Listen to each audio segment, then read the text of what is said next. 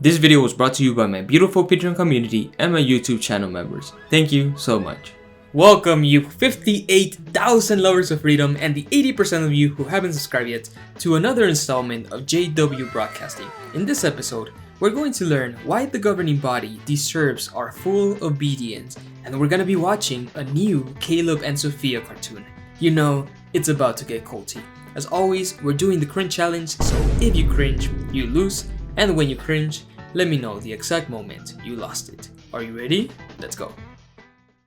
Welcome to JW Broadcasting. Jehovah bears many titles in the Bible, but the designation shepherd is among the most tender. Like a shepherd, Jehovah says he will carry his lambs in his bosom, illustrating his tender love and care for each one of his precious sheep. Ronald Curson starts his talk by calling Jehovah God the Great Shepherd, and everyone that worships him as a sheep. As if being called a sheep in the 21st century is a compliment. Ronald then says that Big J guides his sheep by means of the Bible, but of course, someone has to interpret the Bible for the sheep. I wonder who that could be. Are you benefiting from the monthly broadcasts, videos, and uplifting songs? Oh hell yeah, I am. Our loving shepherd stands ready to use his figurative rod and staff to warn and protect us from predators seeking to harm us, especially from Satan, who in the Bible is portrayed as a vicious lion and a cunning serpent. Jehovah also has appointed elders in the congregation to warn and protect us from harmful influences and from taking a dangerous path in this wicked world. Wait, but what happens when the elders are the predators trying to harm us? Who's gonna protect us from them? Or are we just supposed to trust them implicitly? No doubt you're filled with heartfelt appreciation and are comforted knowing that Jehovah is always on the lookout to use his figurative rod and staff to warn and protect us, not to beat us. If you strayed or nibbled away from the flock for whatever reason, please listen to Jehovah as he speaks to you through his written word, the Bible, and our brotherhood. You know, I think if Jehovah actually wanted his lost sheep to come back, he would speak directly to them from the sky. It's funny how he only seems to communicate through 9 old farts in New York. Humbly follow the gentle nudging to lead you back to the safety of the congregation, where you'll enjoy lush, grassy pastures and refreshing, well-watered resting places. Nah, dog. I'm already enjoying the lush and refreshing pastures of mental freedom. Going back to the Watchtower would be like going back to the factory farm. Hard pass. Elders, you are entrusted with a privileged but a heavy responsibility to protect Jehovah's precious sheep, whom he's placed under your care. We take this opportunity to express our sincere appreciation for those of you who use your figurative rod and staff to protect the sheep, never making them feel beaten down, but truly loved and appreciated. Oof, if you were a JW in the audience, how was your experience with the elders? Let me know in the comments below. My elders were overall nice dudes. I know they tried their best, but they were really self-righteous and kind of bad at shepherding. I remember during COVID, when we were doing Zoom meetings, I started growing a beard. Well, it wasn't a long time until one of the elders messaged me asking me to shave. Mind you, these guys hadn't messaged me for months asking me how I was doing, but of course, the moment I did something that went against the norm, they immediately reached out to correct me. So yeah, life in the congregation feels exactly like being a sheep in a controlling fold. How does Jehovah protect us? He protects us as a group or flock. Satan will never succeed in wiping Jehovah's sheep from the earth. Jehovah also protects each sheep individually. How? Most important, he protects us spiritually. The Draw Close to Jehovah book explains, Our loving God protects us from spiritual harm by equipping us with what we need in order to endure trials and to safeguard our relationship with Him.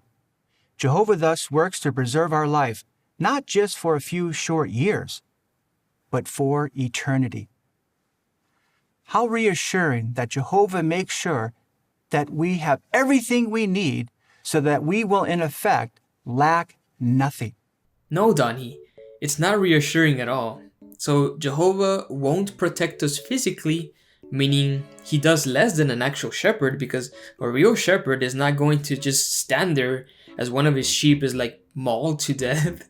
And Jehovah doesn't really protect his sheep spiritually either, because if that was the case, then you wouldn't have ex-Jehovah's Witnesses, because Big J wouldn't let his sheep be led astray by apostate lies. You know, it's almost like the idea of Jehovah's protection is just a way for people to feel good about themselves, instead of, actual evidence of a cosmic shepherd watching over us. What do you need to do?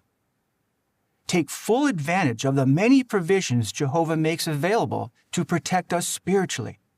Prayer, fellow worshipers, and timely spiritual food, which we'll discuss next. The third way, our shepherd feeds us. Psalm 23 verses 5 and 6 reassure us, You prepare a table for me before my enemies. You refresh my head with oil. My cup is well filled. Surely goodness and loyal love will pursue me all the days of my life, and I will dwell in the house of Jehovah for all my days. What does Jehovah do? David now describes our shepherd as a generous host who spreads before us, his invited guests, delicious and nutritious food and drink in great abundance. How does Jehovah feed us? Through the Bible? Through the faithful and discreet slave, Jehovah gives us timely publications as well as rich spiritual programs at our meetings, assemblies, conventions, JW broadcasting, governing body updates, along with encouraging songs and videos, and so much more. Oof, that is a lot of spiritual food, so let's break it down. Timely publications. Yeah, publications full of misquotations, vague references, and anonymous testimonies. Publications with zero depth, with elementary level writing, and just outright lies. The Watchtower Society has such an unscholarly view of the Bible that it's impossible to go super in depth in your study. You would have to recur to outside commentaries to find anything substantial to work with. And you know that in this religion, that's a big no-no. If what the Watchtower produces is spiritual food, then it's the equivalent of McDonald's. As well as rich spiritual programs at our meetings. The same tired script that resets every 4 years, with mock presentations that train members to recruit others, with unrealistic conversations that never happen in the real world. Yippee! Assemblies, conventions. Yeah, 8 hours of listening to the same old talks with the occasional video and movie. Conventions are in a way the most exciting part of the JW life, but that's not saying much. JW broadcasting. Oh boy, don't get me started with that one. Governing body updates. Yeah, circle jerk sessions where the governing body praises itself and changes the corporate rules at whim, then backtracks once the sheep start taking advantage of the changes. Basically, a massive clusterfudge. Along with encouraging songs and videos. Encouraging? Maybe. Manipulative and cringe? Always. And so much more. So much spiritual food, guys. So much, in fact, that it's impossible for me to keep track of everything they produce. I'm just one man, okay? It's amazing, despite the impressive catalog of propaganda being pumped out by Watchtower every month, more and more people are still quitting the faith. Turns out that a lot of members have recognized that the buffet of spiritual food produced by the governing body is actually not that great. Truly, the slave is giving us food at the proper time, what we need, when we need it. We certainly lack nothing spiritually. What do you need to do? Show your appreciation for the food the slave provides by eating it and never being fussy, picky, or selective in your eating habits. Remember, The Bible and Bible-based publications are ways that Jehovah speaks to us, in effect saying, "This is the way. Walk in it, my precious sheep." As we read the Bible and meditate on the verses that touch our heart, we'll be better equipped to correct any faulty thinking that could lead us to dark feelings of anxiety, loneliness, worthlessness, anger, or resentment. Yep, Donnie couldn't have made it any clearer for us. This religion considers the publications just as important as the Bible itself. You heard it from him. Both are used by God to speak to his people. And in case you're not happy with the spiritual food you're receiving, you have to shut up and take it, because Jehovah hates a picky eater. Like David, be determined to dwell in the house of Jehovah for all your days. Continue attending our upbuilding meetings, assemblies, and conventions, where we receive spiritual nourishment and protection. Protection from what? Critical thinking? Isn't this a beautiful picture of a shepherd with his sheep? It's adorned the governing body conference room since the 1970s. It's a visual reminder of the importance of their work as shepherds. Brother Loesch, a member of the governing body since 1994, recently explained what this inspiring painting has meant to him throughout the decades. Enjoy the following video segment. This painting in the governing body conference room shows a shepherd and his sheep, and the shepherd is caring for the sheep, and they feel obviously comfortable and protected. And they do that despite, as you can see in the background, stormy weather. But the sheep feel just fine. In connection with the application in the Bible shows that Jehovah God is a shepherd and cares for us as his sheep. But so is Jesus Christ. He is called the fine shepherd. Oh yeah, Jesus. I forgot he exists in this religion. At the governing body meeting, we sometimes look at the picture and we try to apply what is implied in the painting to our work with the congregations and the worldwide flock. This living zombie had to be retired like 10 years ago. If the governing body are loving shepherds, then we're royally screwed. Thank you, Brother Loesch, for sharing those encouraging comments with us. How reassuring it is to know that our loving shepherds on the governing body take their responsibility to lead, protect, and feed you, me, and all of Jehovah's precious sheep very seriously. Tell me you're in a cult without telling me you're in a cult. It turns out that Jehovah's Witnesses have 11 shepherds to worry about now. Jehovah, Jesus, and 9 dudes in New York. They just keep amping up the worship of the governing body more and more, aren't they? Just like that new Gary Bro talk in which he directly calls the governing body our future kings. It seems like when he's not talking against masturbation, Gary is busy jerking off his overlords. Now, in our day, there is another group of men that are sitting at one table, our governing body. They never lie or deceive us. We can have absolute trust in the governing body. The governing body would never lie to us, but they will totally lie to the Australian courts, and they would never deceive us, except when they hide their troubled history from their members, and when they tell them to not do outside research. Culty as fuck. They meet all the criteria that Jesus gave us to identify them by. Of course they do. They check all the boxes because they created the checklist.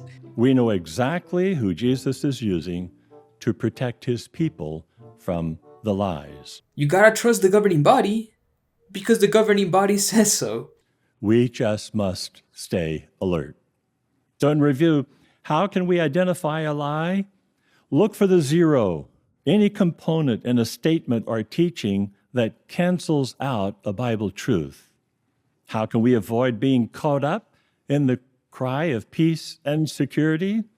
Well, Jehovah has already promised peace and security, and has clearly forewarned us that a false cry will soon be coming. And what table can we trust? The table surrounded by our future kings, the governing body. Oh my god. Our future kings. I've never heard them describe the governing body this way. I thought your only king was Jesus Christ. I don't even know what to say. I mean, if this is not human worship, I don't know what is. It's just sickening. I'm not even a Christian, and I'm appalled. You know, I only predict that the worship of the governing body is gonna increase as the years go by. They just love the attention, don't they? We can have absolute trust in the governing body. In case you haven't seen the Pillowgate rebuttal yet, I invite you to do so because we also have Gary Bro talking against sex and masturbation, and it's a really funny video, so go check that out if you haven't. Two brothers masturbate in front of each other, but without touching each other. Is it pornea? But for now, Gary Bro, get the hell out of the stage. One of the many valleys of deep shadow that we can pass through is war. Along with physical and emotional strain, it can threaten our loyalty to God's kingdom. How can we overcome fear and stand with Jehovah? The following dramatization takes us into the heart of a conflict and is based on the real-life experiences of some of our brothers and sisters. You know that it wouldn't be a JW broadcast episode without the persecution porn segment, and it's picking up on the story of this young Ukrainian refugee leaving her country to seek political asylum. Let's watch. Though I walk in the valley of deep shadow, I fear no harm, for you are with me.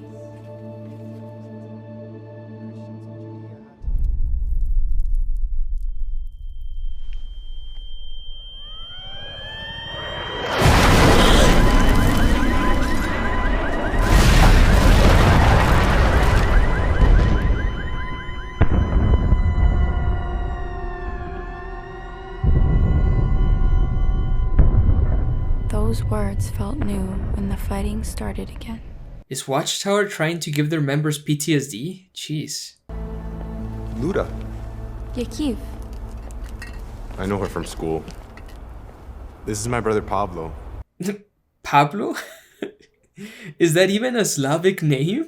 Is there a lot of Pablos in Ukraine? How did they get a Mexican to join the ranks?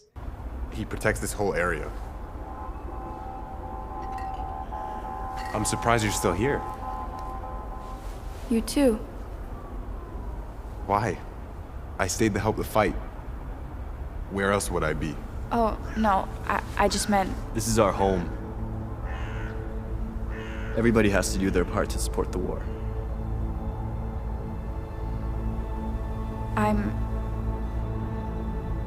You're what?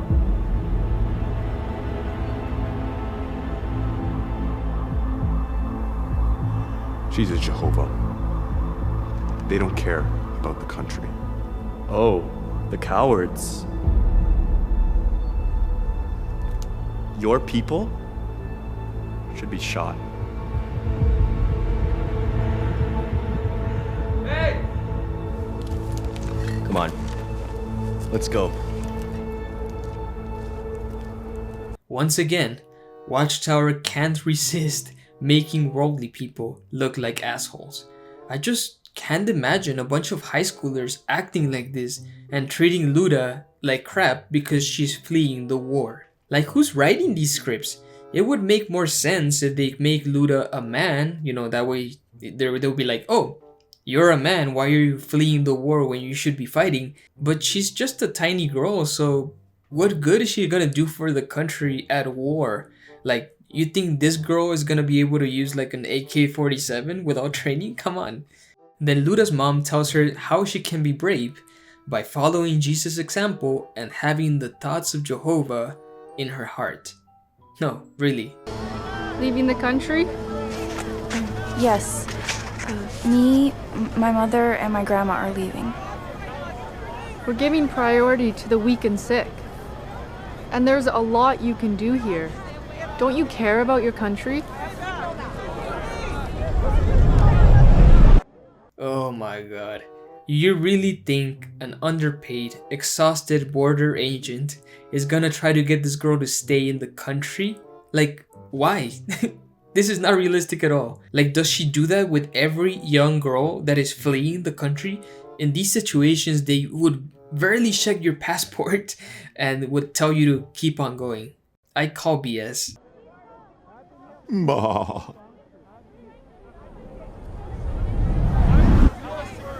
I respect our country, but I am loyal to God. I support God's kingdom first. I think we make you stay. Go back. Hold on. God's kingdom? Did you say God's kingdom? My father, he was one of you. I don't agree with your beliefs.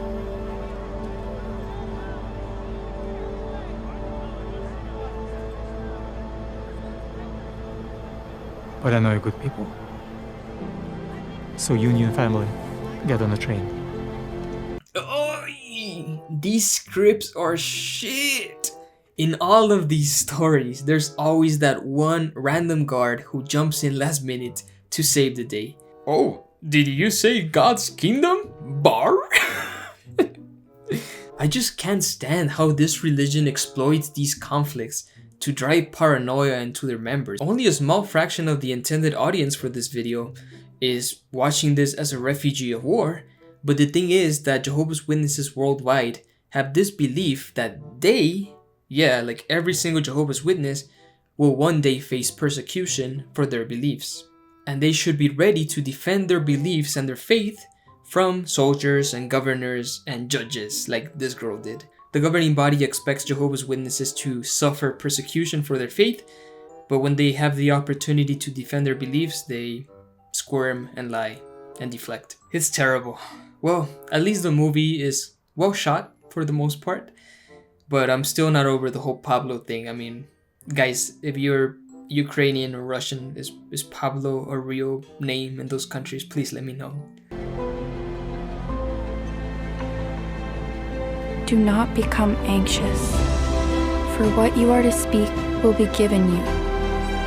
I didn't know how Jehovah would do it, but I put my trust in him, and he showed me that I have nothing to fear.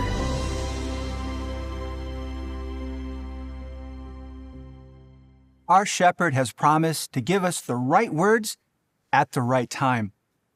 Inscribe his thoughts on your heart now, before the trial, and you'll have nothing to fear. As Jörg began to study the Bible with Jehovah's Witnesses, God's thoughts were inscribed on his heart. He needed to make a choice: serve in the army or serve God. Oh yeah, you can't serve in the army if you're a Jehovah's Witness, in case you didn't know. Which is super hypocritical because Jehovah's Witnesses sure enjoy the protection that the army provides, but they're not willing to serve themselves, and in fact, they demonize those that do serve and treat them as pawns of Satan. I was born in the northern of Germany. I didn't have a very good relationship to my father because he drank a lot and very often he was mean to me. On the other hand, my mother, really, she was kind, lovely, and I can tell you, I loved my mother from the bottom of my heart. One day, the doctors, they diagnosed it that she has cancer, and only a few days later, she died and she was gone. And this was for me horrible, I tell you. I feel completely empty, no hope, angry. I couldn't understand, really, I couldn't get it. How a God can be so painful to others and take the best what I had in my life, just take it away. There you go.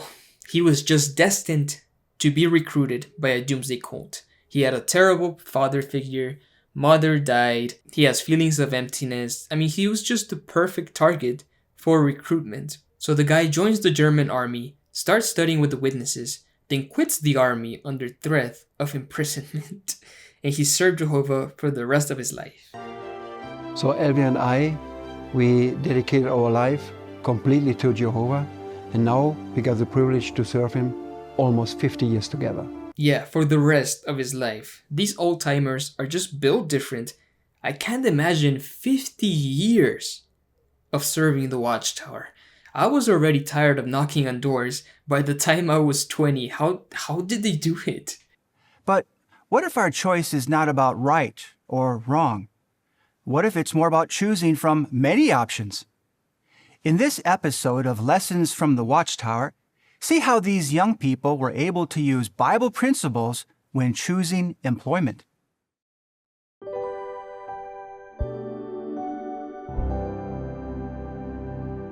Lessons from the Watchtower. Not lessons from the Bible or lessons from Jesus. Nope. Lessons from the Watchtower. Yippee. When I first started having some health problems, my biggest concern was my goals. We're off to a great start, aren't we?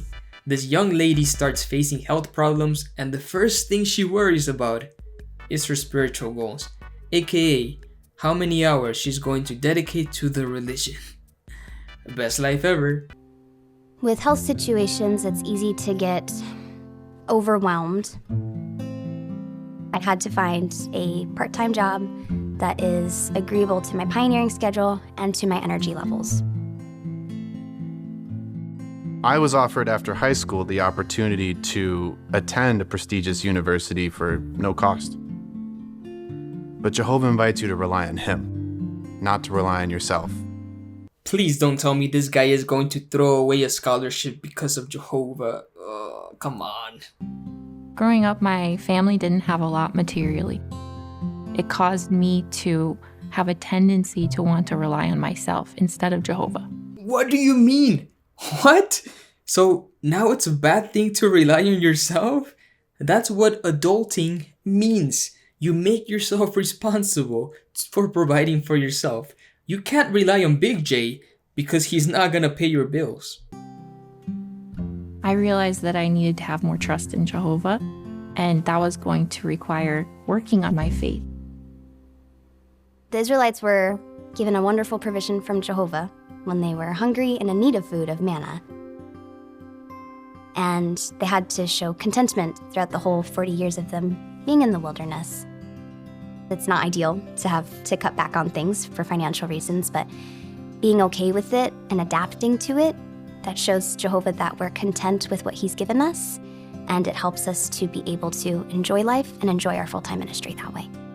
Or, hear me out, you can quit pioneering and start building some financial security instead of scraping by paycheck to paycheck.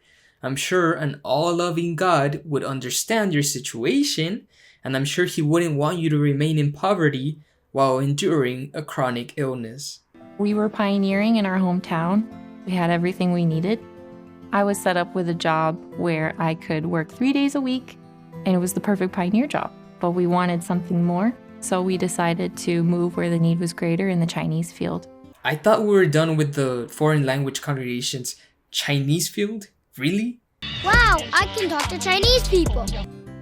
Psalm chapter 23 and verse 1 has absolutely been true for us. There's never been a moment where we went hungry. There's never been a moment where we didn't have what we needed. And challenges have come up. He's always led us through those challenges and helped us to overcome. So your basic necessities were met, therefore the Bible is true. These people are probably living in a first world country. I mean, just look at their neighbor. He has a nice car, so they're probably living in a nice neighborhood. So of course you're not going to starve. And thousands of people, no, millions of people work hard just like you do to make ends meet, and they don't go hungry. So does that mean Jehovah is with them as well? You know, it's funny how JWs are always talking about Jehovah providing what you need, but they still need to have jobs in order to feed themselves. It's almost like if you actually quit your job in order to serve Big J fully, he wouldn't keep you fed and housed. It's almost like Jehovah has no actual say on the matter. I was able to find a way to work remotely from home so I could control my energy level and I could control my own schedule. Ministry has been such a comfort since as far back as I can remember for any trials we face. Just going in service, we always come home smiling. For us, it was always, if you can do it, because it will make you happy and will make life more enjoyable. Because if you can do it, do it. Because it will make you happy and will make life more enjoyable. We got a true poet right here, guys. Working at the assembly hall is an enormous privilege. It's great to work in Jehovah's organization and see how it works, to receive training, and at the same time, it's an opportunity to meet even more people who are all putting Jehovah first. Looking back on it, I realized that Jehovah gave us that time to work for him so that he could show his power to us in a way that was undeniable. Wait, I thought you were going to join the Chinese field. What happened to that? They just dropped it. How is feeding a bunch of construction volunteers going to expand the preaching of the good news? Is that what you sacrificed your scholarship for? Bruh.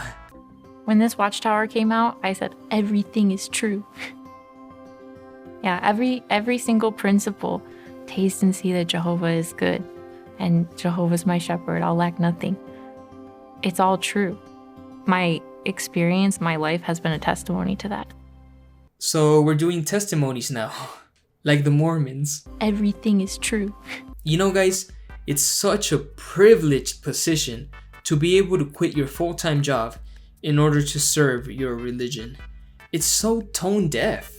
Most of Jehovah's Witnesses around the world are living under the poverty line. They need to have full-time jobs in order to feed themselves and their families. If they got a part-time job to become pioneers, they would essentially be risking the food security of their families. This cult has sabotaged so many lives, so many dreams, so many scholarships, so many good job opportunities sacrificed at the altar of Watchtower.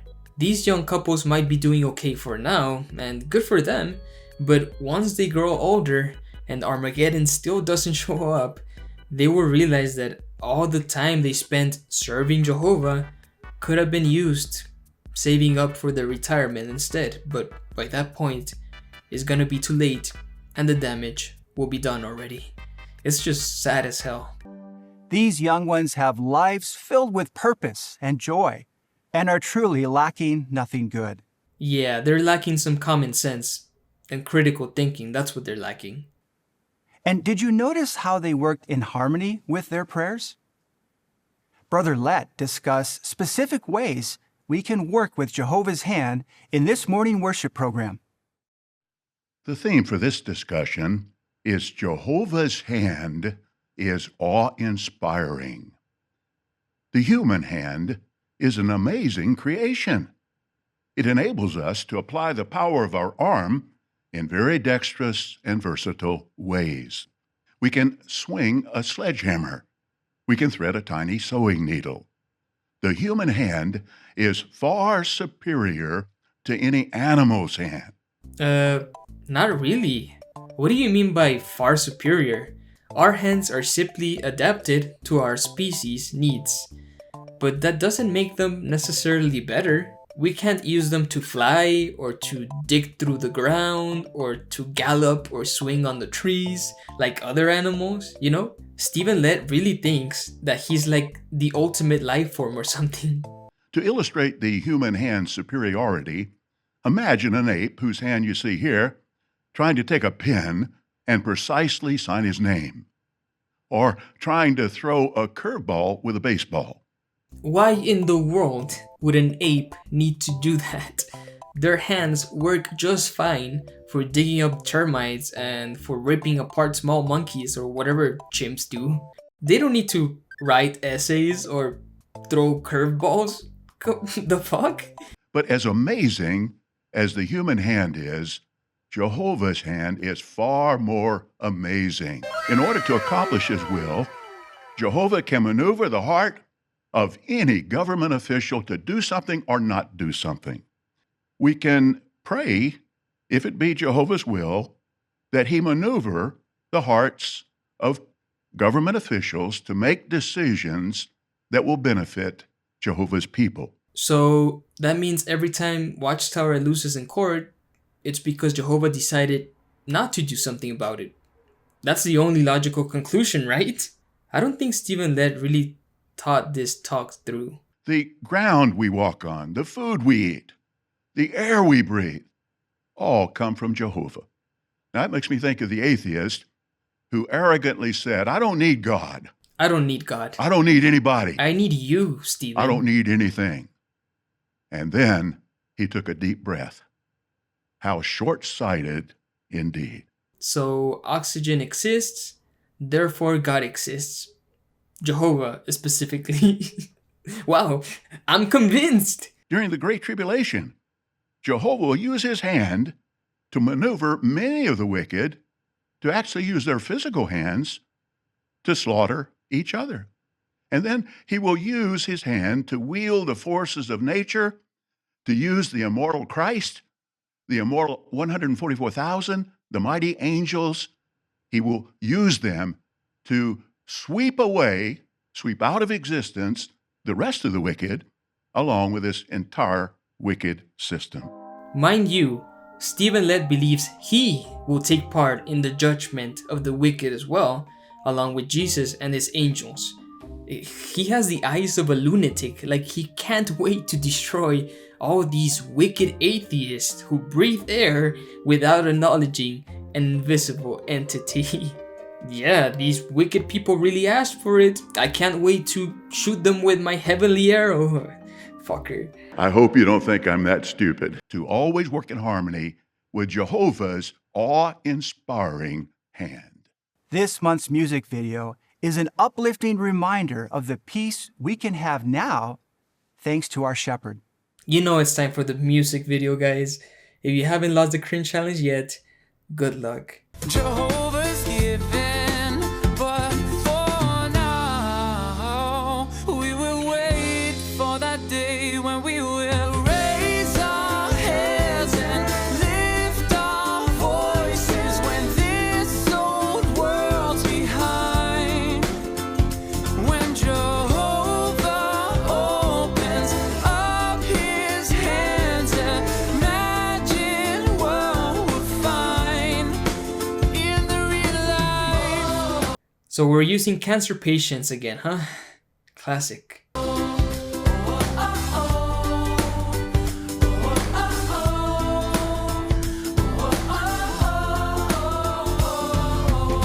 All of this Christian pop was unheard of just a couple of years ago. So I wonder what the old-timer JWs think of all these cringy songs. I keep this picture safe and sound in my mind. Soon will come the day that we've been waiting for all our lives, when we will raise our heads and lift our voices when this old world's behind.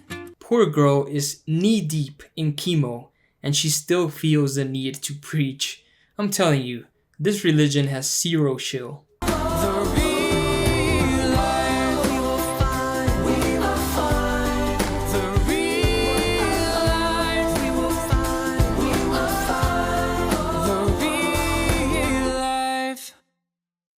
Whale watching. You know you can do that now, right? You don't need paradise for that. Soon will come the day when every one of Jehovah's sheep will experience goodness all their days. Until then, what must we do? Stay in the shepherd's warm embrace. Stay in the warm embrace of your loving shepherds, the governing body. Please stay. Don't leave, we beg you. Bah. Before we go, we have one more video to cover, and it's a new Caleb and Sophia episode. Are you excited? It's not Saturday, but it's still time for some cartoon propaganda. Let's watch.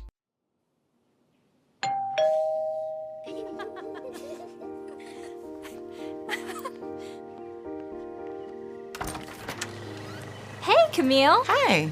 Come on in. They just finished. Oh, thank you. Hi, Mom. Hey, sweetheart. How was your study? It was great. So, what did you learn today? I learned how Jehovah is our Father. What does that mean? Well, Jesus taught us that we should call Jehovah our Father. But I didn't know why. Hold on. Where is it? Oh, found it.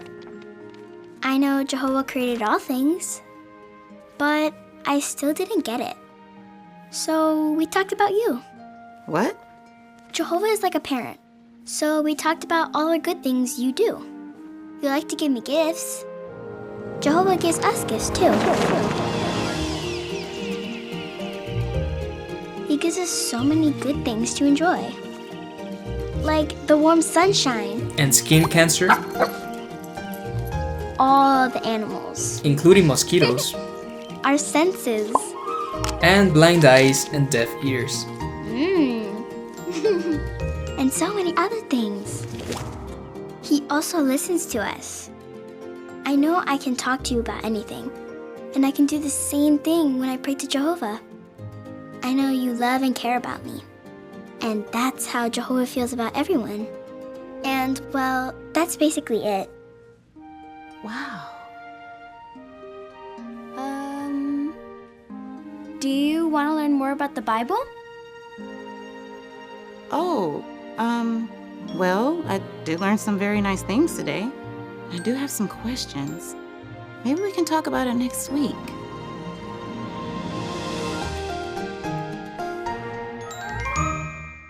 Oh, give me a break.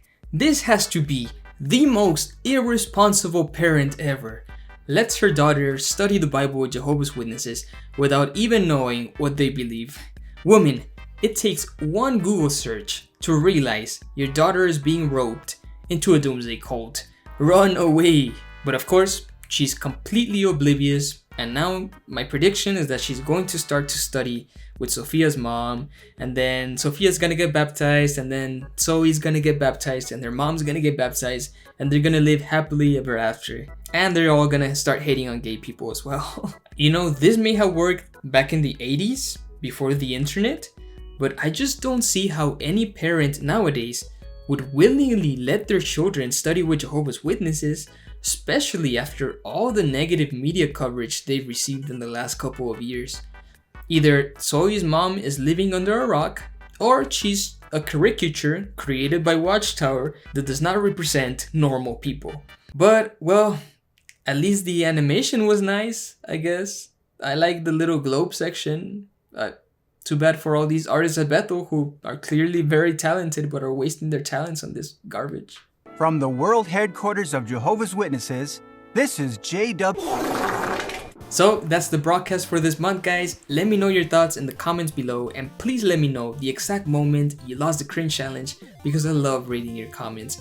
Don't forget to smash that subscribe button, because I'm currently working on more cartoon rebuttals along with the new Jesus movie rebuttal, which is gonna be really good. I want to give a shout out to all my Patreons and YouTube channel members, but especially to my top donors in the Tony Morris class, namely Christian P, Jason C, Juan R, Robert C, Carol Ann, Azar4, Apostate Ministry School, and XJWMJ. Thank you guys so much. None of this would be possible without your support. If you would like to join these wonderful people, please check me out on Patreon or become a channel member. It's only $1 a month and you gain early access to all my work. I have so many exciting projects coming your way, so thank you so much for your support. Take it easy, guys. Have a wonderful day and stay away from the tower.